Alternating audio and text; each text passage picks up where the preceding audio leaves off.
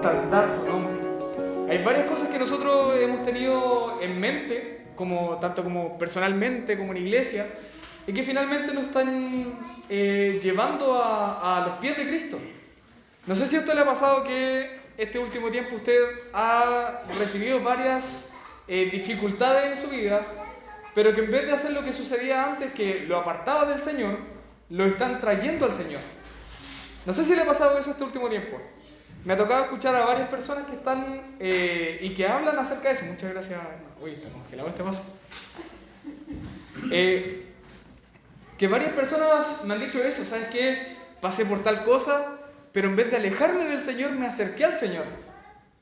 Y eso nos trae a la memoria justamente la predicación del pastor Alejandro la semana pasada. ¿Se acuerdan? Él decía que nosotros vencemos el mal haciendo el bien. No solamente apartándonos, sino haciendo el bien. Y eso claramente nos da pie para nosotros estar firmes, para estar atentos y para poder luchar contra lo que se nos está viniendo como iglesia. ¿Cierto? Así que vamos a leer el texto bíblico de este día y vamos a ver qué es lo que el Señor quiere y tiene para nosotros hoy. Sabiendo que todas las cosas son para la gloria del Señor y para nuestro bien. ¿Amén? Bien, ¿se escucha bien al fondo? ¿Sí? Ya, muy bien. Primera de Pedro, capítulo 3, de los versículos 13 al 22. Primera de Pedro, capítulo 3, de los versículos 13 al 22. Recordemos que el foco de las predicaciones de Primera de Pedro son apartarnos como un pueblo, cimentándonos en Jesús. Apartándonos como un pueblo. Dice así del versículo 13 al 22. ¿Y quién es aquel que os podrá hacer daño si vosotros seguís el bien? Mas también si alguna cosa padecéis por causa de la justicia, bienaventurados sois. Por tanto, no os amedrentéis por temor de ellos, ni os conturbéis, sino santificad a Dios el Señor en vuestros corazones y estad siempre preparados para presentar defensa con mansedumbre y reverencia ante todo el que os demande razón de la esperanza que hay en vosotros, teniendo buena conciencia para que los que murmuran de vosotros como de malhechores sean avergonzados los que calumnian vuestra buena conducta en Cristo. Porque es mejor que padezcáis haciendo el bien, si la voluntad de Dios así lo quiere, que haciendo el mal. Porque también Cristo padeció una sola vez por los pecados, el justo por los injustos, para llevarnos a Dios, siendo a la verdad muerto en la carne, pero vivificado en el Espíritu, en el cual también fue y predicó a los espíritus encarcelados, los que en otro tiempo desobedecieron, cuando una vez esperaba la paciencia de Dios en los días de Noé, mientras se preparaba el arca, en la cual pocas personas, es decir 8, fueron salvadas por agua. El bautismo que corresponde a esto ahora nos salva, no quitando las inmundicias de la carne, sino como la aspiración de una buena conciencia hacia Dios por la resurrección de Jesucristo, quien habiendo subido al cielo está a la diestra ¿de quién? De Dios. Y a Él están sujetos ¿quiénes? Ángeles, autoridades y potestades. Oremos al Señor. Padre, en esta mañana queremos rendir culto a usted, porque es usted quien merece toda la gloria, honra y honor. Sabemos, Señor, que usted nada necesita, pero usted aún así nos pide y nos da esta tremenda bendición, la tremenda honra de poder glorificarle y exaltar su santo nombre, al único y sabio Dios a quien anhelamos con todo nuestro corazón. Venga en Jesucristo para cumplir y consumar su maravillosa voluntad. Anhelamos esto, Señor, y en este momento le pido que usted abra nuestros corazones, abra nuestras mentes, y que podamos recibir esta palabra no proveniente de nosotros, sino proveniente de su Espíritu Santo, quien habla por medio de la palabra. Acompáñenos, Señor. sea usted ayudándonos en todo. En el nombre del Señor Jesucristo. Amén. El autor continúa con una pregunta retórica. ¿Sabe lo que es una pregunta retórica, cierto? ¿Quién podrá hacernos daño si hacemos el bien? Pregunta Pedro. La pregunta retórica son esas preguntas que no necesitan respuesta, sino que presupone una respuesta. Como cuando un niño entra con los pies llenos de barro. No sé si le ha pasado a los que son madres o padres. Un niño entra con los pies llenos de barro a la casa y un clásico de la mamá generalmente es preguntarle: ¿qué hiciste? Claramente la mamá no está esperando una respuesta, no está esperando que el niño le diga: entré con los pies llenos de barro, sino que la mamá sabe que esto sucede y una forma de molestia, una forma de expresarle su sentir es: ¿qué hiciste? ¿Cierto? Esa es una expresión finalmente que nos va a llevar a que Pedro está usando en un principio para poder darnos a entender qué es lo que él quiere. Porque aquí con la pregunta sucede lo mismo. El autor pregunta: si estás haciendo el bien, ¿quién podrá dañarte? ¿Quién podrá dañarte? Humanamente hablando, nosotros vamos a decir: bueno, me pueden dañar, me pueden golpear, me pueden hablar mal, me pueden asaltar, me pueden matar, tal vez. Pero él hace una pregunta y dice: ¿quién podrá dañarte? Pedro sabe conscientemente que la respuesta es que nadie nos puede dañar verdaderamente. Nadie nos puede dañar verdaderamente. Jesús dice que no debemos temer a quienes destruyen el cuerpo, ¿cierto? Sino bien a quien puede destruir, a quien puede enviar al infierno el alma. Y es este mismo Señor que tiene la capacidad de destruirnos, este mismo Señor a quien se refiere Pablo en Romanos 8 cuando hace la pregunta retórica también: ¿quién podrá separarnos del amor de Dios que es en Cristo Jesús? ¿Se acuerdan de ese texto? ¿Podrá separarnos los cielos, el infierno, la tierra, lo alto, lo profundo, lo principado, los ángeles? ¿Alguien podrá separarnos del amor de Dios que es en Cristo Jesús? Pablo y Pedro sabían que aquellos que están en Cristo, ellos sabían que los que están en Jesús no reciben un verdadero daño, sino que el daño se lo hacen las mismas personas que intentan dañarte.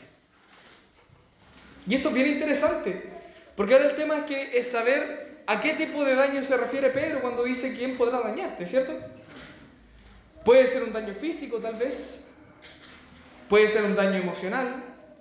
Puede ser un daño psicológico. Puede ser un daño espiritual. ¿A qué se referirá Pedro cuando habla de aquel daño? ¿Podríamos decir tal vez que dañar es degradar a otra persona? Si nosotros tratamos de definir daño, vamos a llegar a muchas conclusiones. Pero lo que Pedro en primera instancia en el texto, recordemos que estamos estudiando el texto, en el texto en primera instancia se refiere aquí que es un daño que obstaculiza un fin. Dicho de otra manera, lo que los demás hacen delante de ti es ponerte una gran roca que tú no puedas pasar. Porque ellos lo que quieren es obstaculizar el fin que el Señor tiene para nosotros.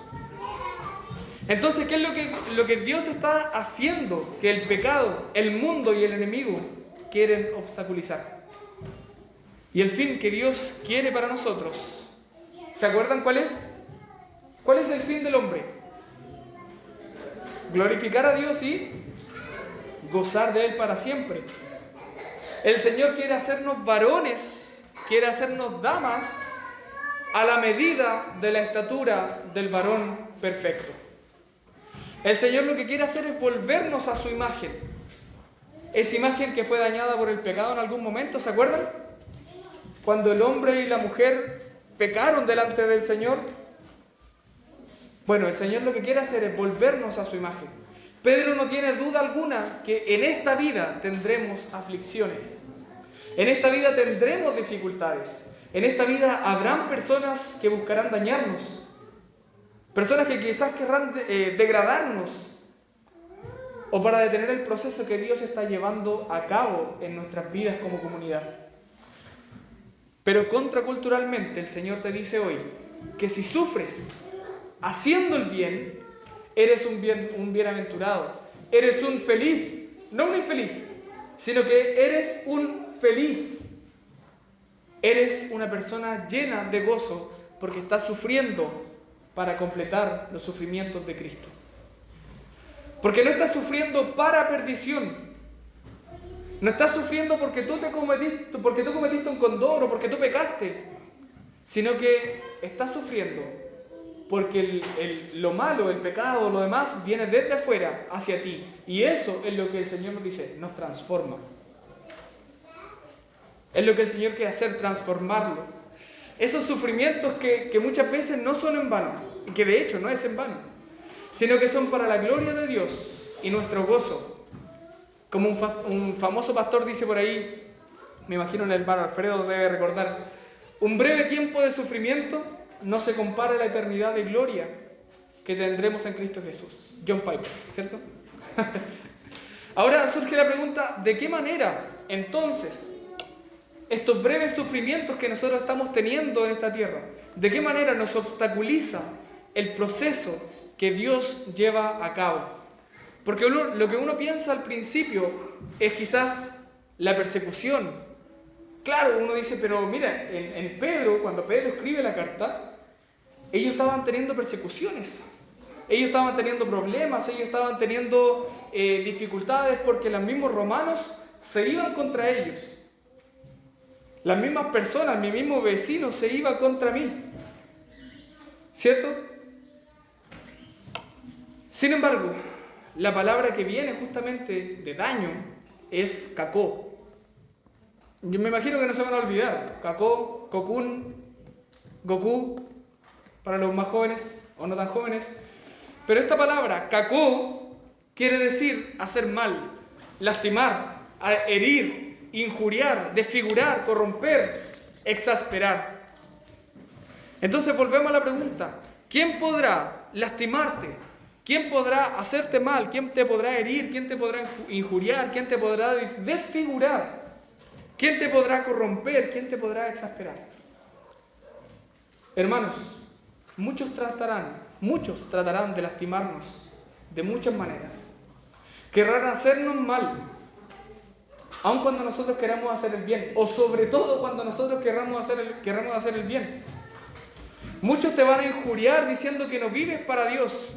Me imagino que a muchos les ha pasado y le han hecho o han escuchado esto de ¿qué va a venir a predicar este? Si mira cómo era. ¿Le ha pasado eso, no? ¿Qué me va a venir a hablar este de Cristo si mira cómo era? Era así, era así. Este nos va a venir a hablar de santidad si lo primero que hace es responderme. Ese es un clásico de los papás que nos dicen a los que somos más jóvenes y que somos recién cristianos. Los papás nos dicen, ¿y así te la dais de cristiano? Eso es una vergüenza para nosotros, sin duda. O dentro de la misma iglesia, a veces nos dicen cosas como, este es un cabro chico. ¿Qué nos va a enseñar? ¿Qué me va a venir a enseñar este de vida si yo tengo muchos más años que él? O en otras ocasiones, este no predica el evangelio. ¿Cuántas veces nos van a injuriar, hermanos? Ahora quiero que ustedes piensen en sus propias vidas. ¿Cuántos les han injuriado, han hablado mal de ustedes por hacer el bien o por querer hacer el bien, por tener la intención de hacer el bien? ¿Cuántos han hecho cosas contra ustedes aun cuando ustedes buscan hacer el bien? Hermanos, son cosas que justamente nos van a pasar. Justamente son cosas que están pasando. Pero lo más triste es que quien más quiere lastimarnos, y aquí viene lo terrible, quien más quiere lastimarnos no es un tercero. No es el vecino, no es mi familia, no es mi hijo, no es mi padre, no es mi madre, sino quien más nos quiere dañar somos nosotros mismos. Quien más nos quiere dañar somos nosotros, nuestra conciencia, nuestro corazón pecaminoso. Y eso lo vemos justamente cuando nos dejamos llevar por nuestro pecado. Cuando vivimos para la gloria de Satanás antes que vivir para la gloria de Cristo. Cuando vivimos para los placeres de la carne antes que vivir para la gloria de Cristo.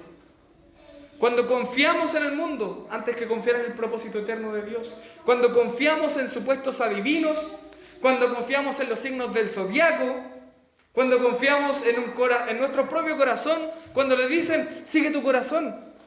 No hay más grande que mentira que seguir tu corazón. No hay más grande mentira que supuestamente seguir en esos adivinos que supuestamente pueden darte una buena vida. ¿Qué pasará con mi futuro? La vida, hermanos, debe estar sustentada en Cristo Jesús. Por eso el Señor nos dice hoy, confía en Jesús, que siendo Dios se hizo hombre. Confía en Jesús, que siendo hombre se dio por ti y por mí. Confía en Jesús, que aun cuando murió por nosotros, resucitó por nosotros para darnos vida. Confía en Jesús, quien te dijo que va a volver, y si resucitó, entonces justamente lo hará. Él volverá y Él cumplirá su promesa.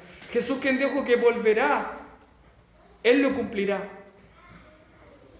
Confiemos en Jesús, hermanos, confiemos en Jesús. Él no miente, es el único hombre, el único 100% hombre, el único completamente hombre, perfecto, que no miente. Jesús, Dios, no miente. Y el Señor nos viene a advertir hoy entonces, nos quiere dejar preparados, porque nada nos podrá dañar. Versículo 15 y 16 dice, santificad, ¿a quién? A Dios el Señor en vuestros corazones, y estad siempre preparados para presentar defensa con mansedumbre y reverencia ante todo el que os demande razón de la esperanza que hay en vosotros, teniendo buena conciencia, para que los que murmuran de vosotros, para aquellos que hacen el mal contra vosotros, como de malhechores, sean avergonzados los que calumnian nuestra buena conducta, vuestra buena conducta en Cristo Jesús. Entonces la pregunta que queda por considerar y por intentar responder tal vez, ¿cómo lo hago para confiar más en Dios cuando suceda esto? ¿Cómo lo hago para no sentirme dañado cuando estas cosas ocurran? ¿Cómo lo hago para ser santificado aun cuando yo mismo muchas veces me autodañe? ¿Cómo lo hago para santificarme? Dios te dice, santifica a Dios en tu corazón. Santifica a Dios en tu corazón. La palabra santificar viene del griego hagiásate. Hagiásate, que significa hacer santo, consagrar, y aquí viene lo interesante, consagrar nuestras mentes. Consagrar la mente al Señor. Y quiero hacer énfasis en esto, en la idea de consagrar la mente, porque cuando el texto nos advierte que vendrán pruebas y que vendrán dificultades, aun cuando tú hagas el bien, Pedro recalca que debes estar preparado. Esto significa que debes estudiar la Biblia para mantener una buena conciencia al Señor.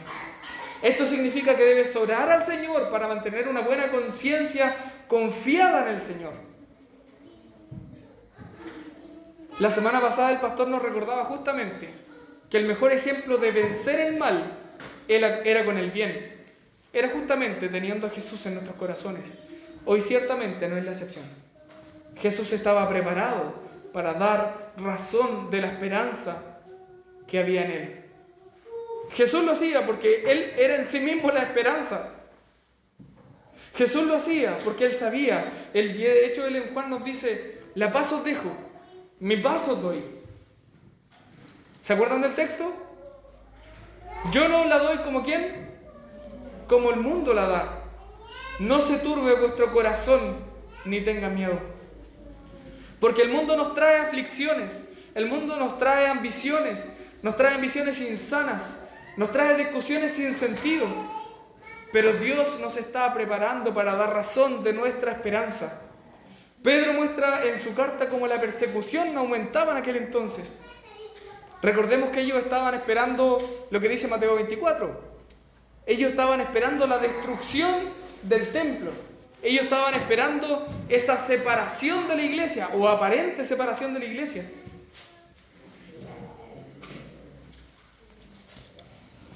Y aun cuando los no cristianos eran hostiles contra aquellos que declaraban a Jesús.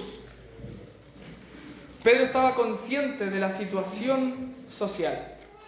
Él sabía la situación en el Imperio Romano, lo terrible que era querer vivir en libertad y finalmente terminar viviendo en una cárcel.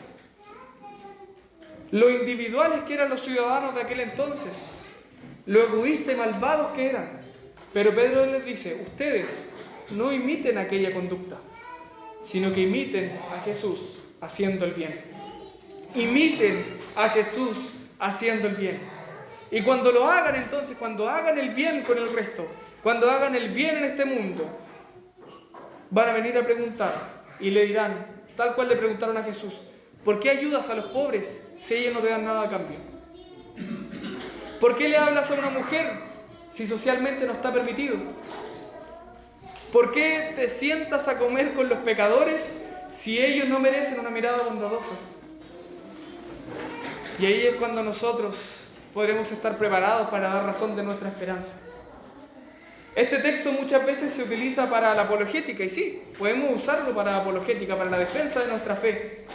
Pero la razón de nuestra esperanza no es dar cuenta de la historia, no es dar cuenta de cuántas veces nosotros podemos razonar, sino más bien razonar de la esperanza que hay en nosotros, de la venida de Cristo Jesús. De razonar que Jesucristo verdaderamente resucitó y verdaderamente volverá. Esa es la razón que Pedro nos está dando. Esa es la razón que Pedro nos está diciendo. Estad preparados para dar defensa de lo que el Señor ha puesto en vuestros corazones. Y lo que el Señor puso en sus corazones es que ustedes pueden creer, tienen la posibilidad de decir, yo creo en Jesús. No por vista, porque yo no lo he visto, sino por fe. Sino porque Jesús verdaderamente está reinando. Sino porque Jesús verdaderamente envió al Consolador a mi vida y me ha hecho vivir. Sino porque Jesús verdaderamente envió al Espíritu Santo para que hoy podamos estar unidos como un solo pueblo. Porque vivir como un solo pueblo no se trata de creer en Jesús y vivir afuera. Sino creer en Jesús significa creer en la cabeza y que nosotros somos el cuerpo y funcionamos unidos. Eso significa, es ahí justo en aquel entonces donde hemos de responder confiadamente que nuestra esperanza está en Jesús, que nuestra fe está puesta en que Él ya venció y hoy está llevando a todas las naciones a sus pies. Lo más probable es que nos llamen muchas veces locos e ilógicos, que no tiene sentido lo que estamos diciendo, pero mira cómo está el mundo, está malvado, pero mira cómo está el mundo, está aumentando la maldad, pero mira cómo está el mundo, tantas guerras. Muchas veces nos van a llamar locos por decir, Jesús reina hoy y Él está llevando a todas las naciones a sus pies. Pero el Señor, que es bondadoso, nos permitirá dar razón de nuestra esperanza. Nosotros no confiamos en lo que vemos. Nosotros no confiamos en esa razón de la televisión. Nosotros no confiamos en que si la guerra se aumenta, quiere decir que Cristo ya no reina. Sino que nosotros confiamos en un Rey soberano que ya puso sus pies en esta tierra. Y eso significa restauración. Eso significa restauración. Como lo que pasó justamente con Noé, dice el texto, ¿cierto? Como dice el versículo 20, quien predicó del arrepentimiento, pero nadie más que quién, que todos creyeron a lo que Noé predicó. ¿Cuántas personas creyeron? 8 personas. Y lo maravilloso de esto es que aún allí, en aquel lugar, estaba Jesús, estaba en la promesa de la simiente que habría de venir. Noé tenía presente la promesa de Génesis 3:15, cuando esa simiente de la mujer vendría a destruir la simiente de la serpiente. Porque la salvación de Noé en el arca sobre el agua prefigura la salvación de todos los cristianos. Dice el versículo 21 que el bautismo que corresponde a esto, a lo que se refiere en el agua, el arca en el agua, el bautismo que corresponde a esto ahora nos salva. No quitando la inmundicia de la carne, claramente porque Pedro sabía que el bautismo nos salva, sino como la aspiración de una buena conciencia hacia Dios. Dicho de otra manera, así como el agua limpió al mundo en aquella época de Noé, así también el bautismo hoy nos limpia y presenta ante la iglesia como aspirantes de una buena conciencia, que mantiene su esperanza en aquel que hoy reina. ¿Cuántos de ustedes han sido bautizados físicamente en agua? Son varios. ¿Ustedes están teniendo una conciencia sometida a la palabra del Señor? ¿Ustedes que ya se comprometieron con el Señor y con su iglesia, están teniendo una vida que agrada a Dios y que da razón de la esperanza que hay en Él? ¿O hemos sido llevados por nuestros afanes? ¿Hemos sido llevados por el pájaro, como dice cuando Jesucristo está predicando de la parábola del sembrador, cuando lanza la semilla? ¿Qué tipo de semilla estamos siendo nosotros? ¿Aquella semilla que se ahoga en medio de las piedras? ¿Aquella semilla que no tiene raíz junto al camino? ¿Aquella semilla que cae en medio de pedrecillas y como no tiene profundidad, finalmente viene el sol y la seca? ¿O somos verdaderamente una semilla que cayó en la buena tierra y que crece y que da ciento por uno? ¿Qué tipo de semilla estamos siendo? Aquellos que ya hemos mostrado a la iglesia que nosotros hemos creído en Jesús. Versículo 22. Quien habiendo subido al cielo está a la diestra de Dios, y a Él están sujetos los ángeles, están sujetas autoridades y potestades. Y esta es la razón de nuestra esperanza, que Jesús resucitó, que Él ascendió al cielo, que se sentó a la diestra de Dios para reinar y sujetar. No es cualquier cosa, hermanos, sujetar aún a aquellos que para nosotros es imposible sujetar. ¿Hay algún ángel que esté sujeto a ti? ¿Hay alguna autoridad sujeta a ti? ¿Hay alguna potestad sujeta a ti? Sin embargo, estas se sujetan a la buena voluntad de Jesús.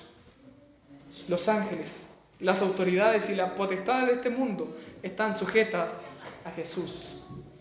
Cristo reina hoy, y esa es nuestra esperanza. Cristo reina hoy, y mi pregunta para ti es: ¿crees que Jesús reina hoy o no? Sí, creo. Hermanos, que Jesús reina no es cualquier cosa. Hay implicancias claras en nuestra vida, hay implicancias claras en nuestros trabajos, hay implicancias claras en nuestra relación con el mundo. Vuelvo a preguntar, ¿crees que Cristo reina hoy? Entonces, hermanos, demos razón de nuestra esperanza. Demos razón de nuestra esperanza que Cristo reina hoy. Y si es en esto lo que nosotros pensamos en nuestro diario vivir, entonces la pregunta justamente es: ¿por qué hemos de temer a quienes querrán dañarnos? ¿Por qué hemos de temer cuando vengan dificultades? ¿Por qué hemos de temer cuando nos sintamos cargados y llenos de ansiedades? ¿Por qué hemos de temer si la carga de Jesús es ligera y Él es quien lleva nuestra carga? Este mundo nos ofrece constantemente sucedáneos para vivir, pero el Señor no nos ofrece estos productos de reemplazo. El Señor no viene y te entrega un sucedáneo, sino que nos da una autoridad que es sobre toda autoridad. Jesús nos ofrece su paz, no como el mundo da la paz, sino como Él la da. Noé sufrió en aquel entonces. Él sufrió haciendo lo bueno, antes de que viniera el diluvio, porque entendió que un pequeño tiempo de sufrimiento no tiene parangón, no tiene comparación a la eternidad de gloria que es en el Señor. Por ello, hermanos, les invito a que como pueblo del Señor, a que como iglesia La Fuente, si hemos de sufrir haciendo lo bueno, hagámoslo juntos. Vivamos juntos para la salvación. Hagamos juntos todas estas cosas buenas viviendo en el arca de la salvación en medio de un mar de la perdición. Porque el Señor tiene una tierra preparada para nosotros. Una tierra limpia, una tierra transformada, una tierra donde Él reinará completa y plenamente, consumando todo lo que Él nos dijo y lo hará. Como dice el Salmo, los justos heredarán la tierra. Si ustedes están en Cristo, entonces son justos. Entonces, nuevamente la pregunta es, ¿creen ustedes que heredarán la tierra? Entonces, vivamos para la gloria del Señor, hermanos. Porque si el Señor reina, entonces usted pertenece y se une al reinado del Señor. Amén. El Señor les bendiga, hermanos. Vamos a orar y vamos a clamar al Señor que Él sea exaltado y glorificado en medio de esta tierra que aparentemente va de mal en peor.